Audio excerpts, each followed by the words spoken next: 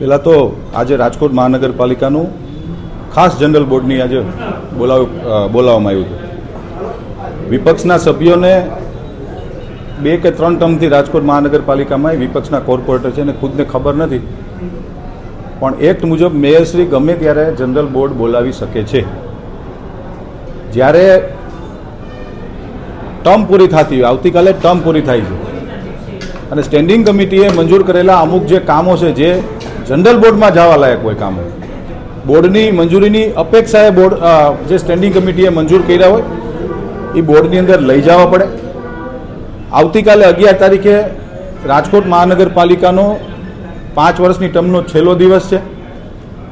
જે 12 દરખાસ્તો હતી નિયમ મુજબ અમારે લેવી પડે.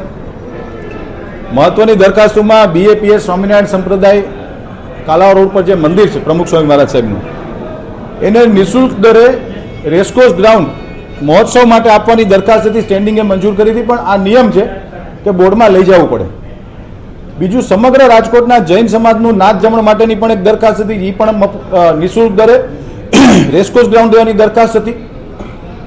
જો આ દરખાસ્ત અમે ન લઈએ તો કોર્પોરેશન એને આચારસંહિતા વખતે ગ્રાઉન્ડ નથી આપી શકતું.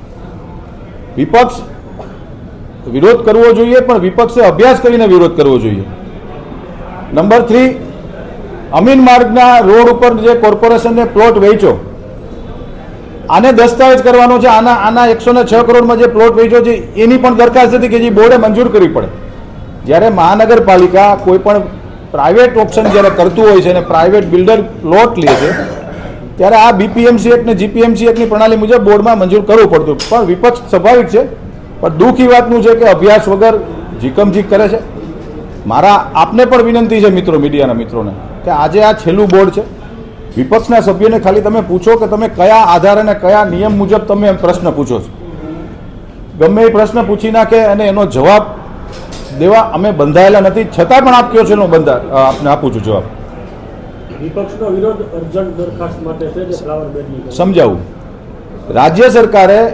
રાજ્ય સરકારનું શહેરી વિકાસ સત્તામંડળ અને કેબિનેટ આ નિર્ણય કર્યો કે ખાસ કિસ્સાની અંદર રાજકોટ મહાનગરમાં જે ફ્લાવર બેડનો જે ઇસ્યુ છે એમાં જે નિયત દરો નક્કી કર્યા છે એ દરો મુજબ કમ્પ્લીશન આપવું.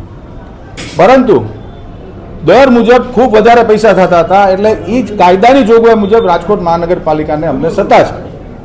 અમે લોકોએ સ્ટેન્ડિંગ કમિટીનું જ્યારે બજેટ બનાવ્યું ત્યારે નવા નાણાકીય વર્ષ માટે અહીંયાથી જાહેરાત કરવામાં આવી હતી કે 50 લાખ રૂપિયા સુધીનું કોઈપણ બિલ્ડરને BU સર્ટિફિકેટ માટે જો ભરવાના છે, ખાસ કિસ્સાની અંદર રાજ્ય સરકારે નિર્ણય અનુસાર તો એમાં 50 લાખ રૂપિયા સુધી ચેક આપી શકશે અને 50 લાખથી ઉપર કોઈ હશે તો એના 3 મહિનાના 1 વર્ષના 4 હપ્તા કરીને એને સુવિધા મળે. કારણ કે સ્વાભાવિક છે કે કોઈને 10 કરોડ ભરવાના આવશે, કોઈને 5 કરોડ ભરવાના આવે.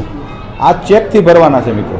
એટલે બિલ્ડરને બિચારાને મુશ્કેલી પડતી હતી. અનેક રજૂઆતો હતી, ભારતીય આખા દેશના બિલ્ડર એસોસિએશનની રજૂઆત હતી, ગુજરાત ક્રેડાઈની હતી, રાજકોટ બિલ્ડર એસોસિએશનની રજૂઆત હતી. અમને હપ્તા કરી દેવામાં આવે. કાયદાની જોગવાઈ મુજબ એ હપ્તા કરી દીધા. એની એક અર્જન્ટ બિઝનેસ દરખાસ્ત હતી જે આજે મંજૂર કરવામાં આવી છે. બીજી દરખાસ્ત હતી નિર્મલા કોન્વેન્ટ સ્કૂલને હાઈકોર્ટની સૂચના મુજબ નિર્મલા કોન્વેન્ટ સ્કૂલનું જે ગ્રાઉન્ડ છે જે 1998થી કોર્ટ મેટર ચાલે છે. Nirmala convent school supreme court સુધી ગયા હતા. સુપ્રીમ કોર્ટે એવું કીધું કે ભાઈ રાજકોટ મહાનગરપાલિકાએ જે આ ગ્રાઉન્ડ રાજકોટ મહાનગરપાલિકા દાવો કરે છે એ ખરેખર જે હાઈકોર્ટે કીધું હતું, રાજકોટ મહાનગરપાલિકા અમે સુપ્રીમમાં ગયા હતા, પણ હાઈકોર્ટે જે જજમેન્ટ આપ્યું હતું એ હાઈકોર્ટના જજમેન્ટને સુપ્રીમ કોર્ટે માન્ય રાખીને પ્લે ગ્રાઉન્ડના ઉદ્દેશનું ગ્રાઉન્ડ છે, ત્યાં ક્યારેય પણ નિર્મલા કોન્વેન્ટ સ્કૂલના સંચાલકો બાંધકામ નહીં કરી શકે. માત્ર સ્કૂલના બાળકોને રમવા માટેનું જે પ્લે ગ્રાઉન્ડની દરખાસ્ત આવી હતી નિયમ મુજબ લેવી પડે. ગઈકાલે જ હાઈકોર્ટે હુકમ કર્યો છે કે રાજકોટ મહાનગરપાલિકામાં ખાસ બોર્ડની અંદર સ્પેશિયલ બોર્ડ બોલાવવું પડે તો પણ બોલાવો અને આ દરખાસ્ત મંજૂર કરી અને પ્લે ગ્રાઉન્ડમાં નિર્મલા કોન્વેન્ટ સ્કૂલને આપવામાં આવે. હાઈકોર્ટની સૂચના મુજબ એ પણ એક અર્જન્ટ બિઝનેસ હતી. જે ગઈકાલના સ્ટેટમેન્ટ હાઈકોર્ટે જે કીધું એ મુજબ અમે અર્જન્ટ લીધી છે. કુલ 12 દરખાસ્તો એજન્ડામાં હતી અને 2 દરખાસ્તો અર્જન્ટ બિઝનેસમાં લઈને આજનું રાજકોટ મહાનગરપાલિકાનું બોર્ડ અમે પૂર્ણ કર્યું છે.